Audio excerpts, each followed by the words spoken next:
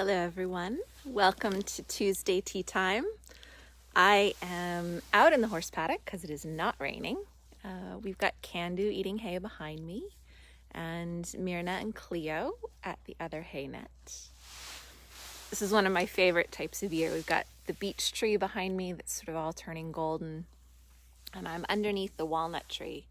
I love how the leaves are all turning sort of bright yellow. It's sort of a beautiful golden light. So here we are, tea time yet again. Today, I thought I would talk a little bit about combining training styles. And this is inspired a bit by a question a student sent me, but also this little thoroughbred mare here that belongs to my daughter, Candu. Candu is only here for another month, and then she gets on the horse trailer to go to Florida to live with my daughter. So I have the luxury of playing with her for the next month, which is really interesting because she's not one of my horses. My horses are the two having a little bit of an argument in the background. And I'm just going to pause for a moment there. So Myrna was getting pushed around by Cleo. And what's interesting about this is that when Myrna is living with Cleo and gets pushed like that regularly, she is so much more content and relaxed and happy. And it's really interesting how the dominance in the herd is really a positive thing for Myrna.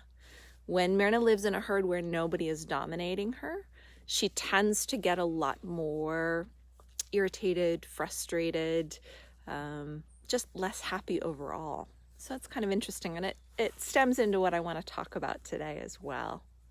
Good to see you, Christian. Good to see you, Chloe. Yes, it is beautiful colors. I love that. We've got the dark green evergreens behind us, but then we've got the walnut tree and the beech tree and the cherry trees and the big red oak tree out behind the barn. Hi, Rachel. Thank you for joining us.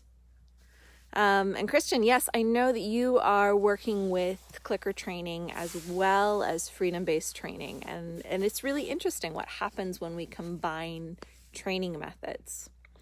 So this is something I've been thinking about a lot. Now, obviously, with the thoroughbred here, she's not doing clicker training. She's more accustomed to pressure-based training. She's off the racetrack. She raced until she was 8 years old, very successfully. And when she's ridden, she really likes being ridden with a contact on her mouth. She likes the feel of the bit in her mouth. And that's interesting for me because I really like riding with nothing. I like dropping my reins if I have them and letting them swing free. And that's not her preference. Her preference is that somebody holds her hand or holds her mouth, as the case may be. So it's just an interesting piece to adapt to what different horses like and want. And yes, Rebecca, I think that Myrna and Zav have a few things in common. There are some horses that appreciate some pressure in their life, whether it's the pressure on the bit or with Myrna and Cleo, you saw their little argument in the background. Myrna likes to get in the wrong place, irritate a horse, get chased a little bit, and then the rest of her day is better. She thrives on having somebody that will push her a little bit like that. And it's not me. I'm really glad I have her with her good friend Cleo, because Cleo will fill that role for her. Whereas I won't. I don't want to. It's not the role I want to play. So, good morning, Angela. Good morning, Carrie. Thank you for joining us for tea time. So, this idea that some horses really thrive on being pushed. How do we deal with that if we're the type of person that doesn't want to push or doesn't want to work with pressure? And this is something I come across all the time. How do you develop a relationship between two beings, in this case a horse and a human, where you want different things. And that's the puzzle that's so interesting to me. Christian says, I knew a horse that stopped whenever you left one or both stirrups. He waited until you got them back. Otherwise, he would not move at all. There's a lot of horses that do things like that. They have a sense of normalcy. This is what's normal in my life. And I want it to be that way. I want to be able to depend on that normal feeling. Do they need to be dominated, or is it just normal and natural and feels good to them? I don't really have an answer to that question yet. But my working theory is, to the degree that horses get good at lowering their own stress, they don't need someone else to manage stress for them. And that's essentially what we do with horses when we give them pressure. So when I'm riding this thoroughbred here, Can-Do, that pressure is mainly through the feel of the bit in her mouth and being able to add a little pressure or decrease a little pressure to help focus her in the right direction so that she feels good, not bad. And what I'm doing with that is I am managing her stress levels for her. With Myrna and Cleo, Myrna starts feeling kind of bored, like no one's paying attention to her, and she'll put herself in the wrong place until someone chases her, and then she feels like she's important, or at least that's the way I see it. It could be completely different, but the fact is, she's not really good at alleviating her own boredom or her own stress, so she has to put herself in the way of someone who's going to do it for her. That's going to cause some sort of interaction that makes her feel better. So let's see. Charlotta says, I'm like you. I like to ride on the buckle without stirrups, but I want my horse to take more responsibility and be my partner. Yeah. And that is what freedom-based training is about, is we're trying to develop a horse that takes a little more responsibility for lowering their own stress. And it's about self-regulation. Exactly. Now, I only have Can-Do for a month. In a month from now, she's going to get on a big horse truck and she's going to travel from Washington State to Florida, and she's my daughter's horse. So there's only so much self-regulation I'm going to teach her in the next month. And it's important that I get her out for exercise. She lives in this paddock here that is not big enough, in my opinion, but it's what we have to keep her safe. She can't live with the other horses yet because she's not going to be here for very long. So when we think of the needs of horses, they need forage, they need freedom, they need friends. We've done the best we can here for Can-Do. She's got friends that eat through the fence with her. She's got forage all the time. It's not grazing, it's not browsing, it's not the real kind of forage that would ultimately help her the best, but it's close. We don't have enough freedom. She doesn't have the ability to move her body as much as she needs to. So that means that I need to take her out. And when I take her out, I need to use the tools that she's accustomed to so I can help her regulate her emotions, regulate her stress. If I don't help Can-Do regulate her stress, it gets too big. And she's a thoroughbred. She's a racehorse. So when her stress gets too big, she is likely to take off and run. So yesterday, I made a bit of a mistake, and this is one of those things that I'm thinking about. I walked her down the hill. She doesn't need any extra concussion on her knees, so I lead her down the hill. I got on to ride at the bottom of the hill. And she hyperfixated watching the horses at the breeding farm across the valley. And she got really concerned, really worried. And I didn't... Sorry, I froze up there for a minute. So I got into this situation with Can-Do, and I didn't interrupt her hyperfixation. I just thought she'll be over it in a minute, and then we'll go on our way. And she got really upset. And then when we did get on our way, she was like a ticking bomb. I thought if a tree branch falls out of a tree or anything happens, most likely we are headed all the way home at a full gallop, and I probably don't have a big enough bit in her mouth to regulate this emotion. Now, I got lucky. There were no tree branches that fell. She was very tight. She was very hot all the way up the hill. We only walked, and I used my bit in sort of an advance and retreat kind of way, along with my legs and my breathing and my body and all those things to help her regulate those emotions. But I had let them get out of control into a level of stress that was really too hot. It was really too big. And so when we got home, we did a really long cool down in the arena. We helped her get really settled. I was really glad for the bit in her mouth, and I was really glad that she finds comfort in the pressure of that bit. Now, for those of you who do clicker training, there is pressure in the withholding of the food. And that means that when you have all of the food rewards and you hand them out at times when the horse does the right behaviors, that is also pressure that helps the horse regulate their emotions. It helps the horse regulate their stress levels. Now, freedom-based training is about helping the horse regulate their own stress levels so that we're not having to use food in a regulated way, and we're not having to use the pressure of a bit or a stick or a rein in a way that helps the horse regulate. We're trying to help the horse regulate themselves. So Christian has a question.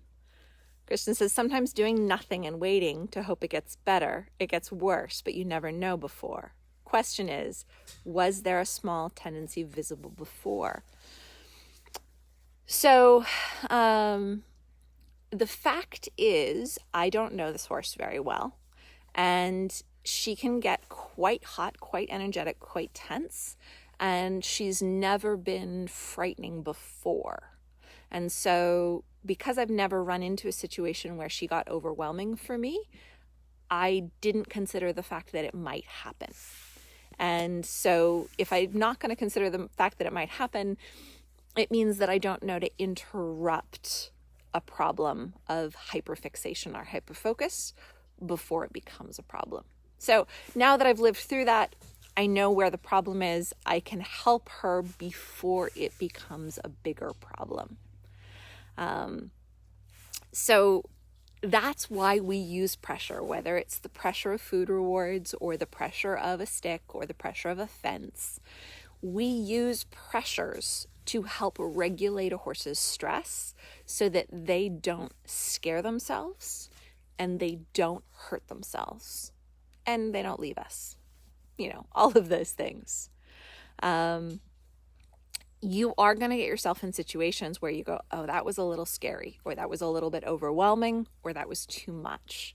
And that's where you say, I should have used my tools sooner to redirect the horse's focus sooner so that they didn't scare themselves or overwhelm themselves. Now, this is going to be my next month. As I take care of my daughter's thoroughbred, I have to learn how to use my tools on time for her personality.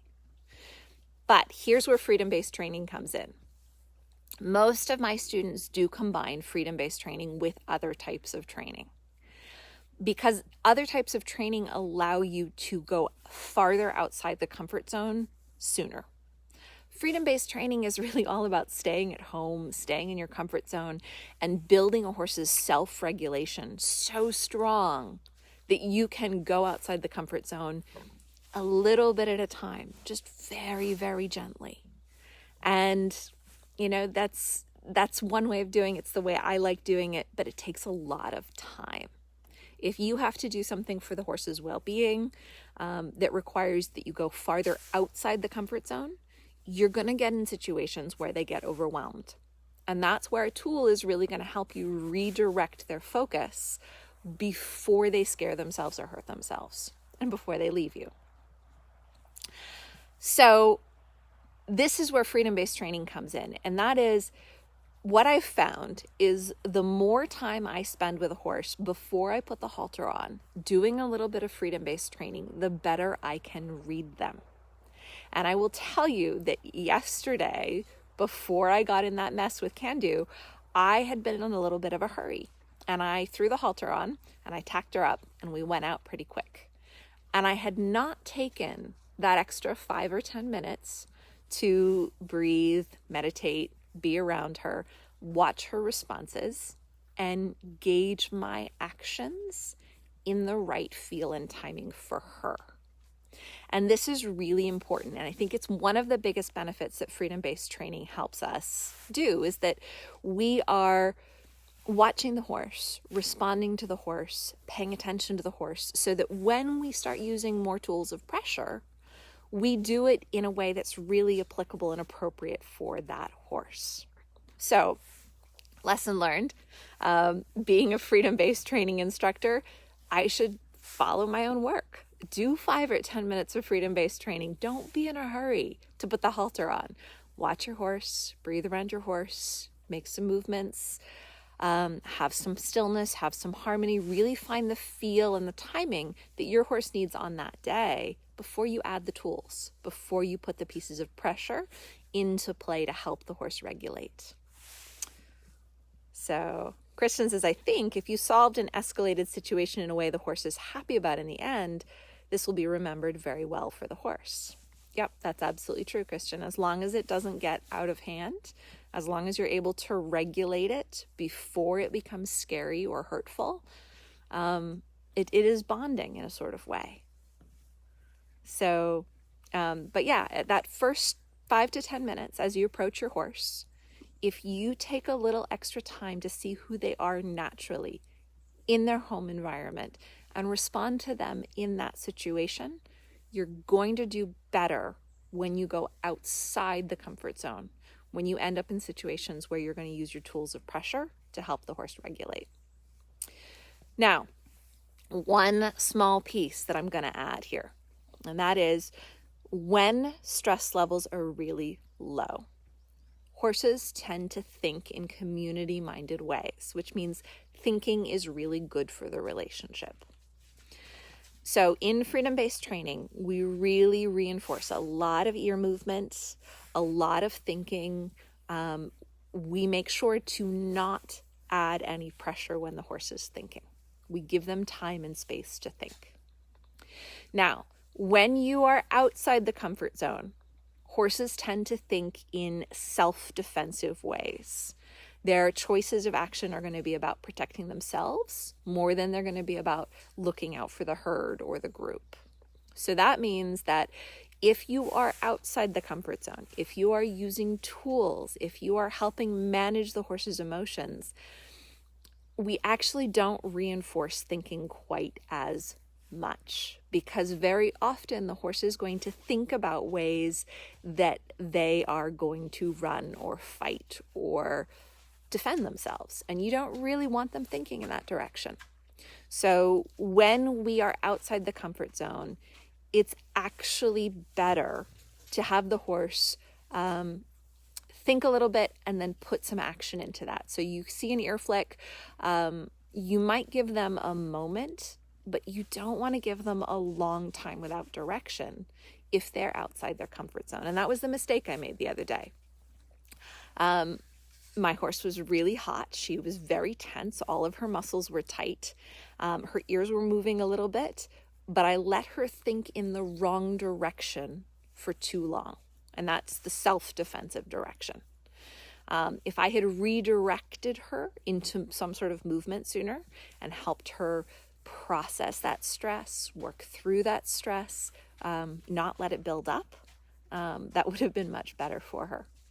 So, long story short, if you're working outside the comfort zone and you have tools to support you, you're going to direct thinking into movement much more quickly, just to keep the horse managed and keep their stress at low levels. If you're working in a freedom-based training way and you're at home and it's comfortable, or even if you're not at home and it's comfortable, if you're in the comfort zone, you're going to do a lot of nothing when they're thinking. because they're thinking in the right direction. You're going to do a lot of waiting, a lot of peaceful time, because it's getting better. So, I always say thinking is better than freeze, but that's really mostly applicable to freedom-based training. If you're way outside the comfort zone, thinking is not necessarily better than freeze. Sometimes you have to take that thinking and direct it into movement, and put the body into action to help process whatever stress is happening. So that's a little piece for you guys to take when you're combining training methods. Let's see, I missed some questions here.